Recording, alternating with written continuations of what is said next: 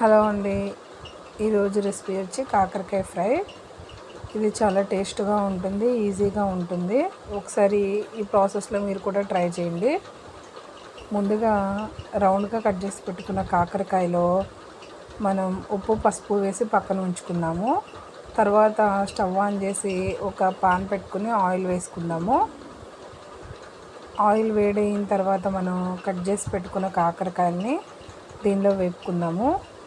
ముందు ఉప్పు వేయడం వల్ల ముక్కకి ఉప్పు పడుతుంది. కాకరకాయలని మనం క్రిస్పీగా వేపుకోవాలి.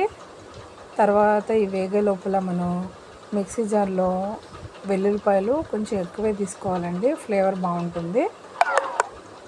తర్వాత కారము, ఉప్పు కూడా వేసుకున్నాము. రుచికి సరిపడినంత ఉప్పు కూడా వేసుకుని దానిలోనే మనం జీలకర్ర కూడా వేసుకుందాము. ధనియాలు కూడా వేసుకుందాం. దీనిలో కొంచెం కలర్ కోసం పసుపు కూడా వేసుకుందాము. ఇది మొత్తం మిక్సీ పట్టి పక్కన ఉంచుకోవాలి. కాకరకాయలని ఈ విధంగా వేపుకోవాలండి. చూస్తున్నారు కదా, కొంచెం క్రిస్పీగానే వేపుకోవాలి. ఇది నిలవ ఉంటుందండి ఈ ఫ్రై. దీనిలో మనం తడేమి లేకుండా వేపుకుంటాం కదా, ఈజీగా మనకి 5 days 1 week కూడా ఉంటుంది ఈ ఫ్రై. ఒకసారి మీరు చేసి కూడా మీరు స్టోర్ చేసి పెట్టుకోవచ్చు.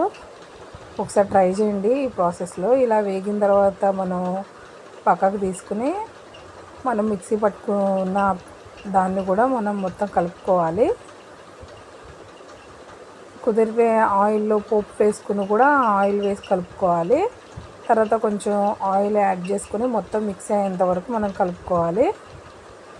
తర్వాత మనం సర్వింగ్ బౌల్లో తీసుకోవడమే. చూస్తున్నారు కదా, ఈ విధంగా చాలా టేస్ట్ బాగుంటుంది. కాకరకాయ చాలా ప్రాసెస్లో చేసుకోవచ్చు. నేను చేసే ప్రాసెస్లో ఇదొక మెథడ్.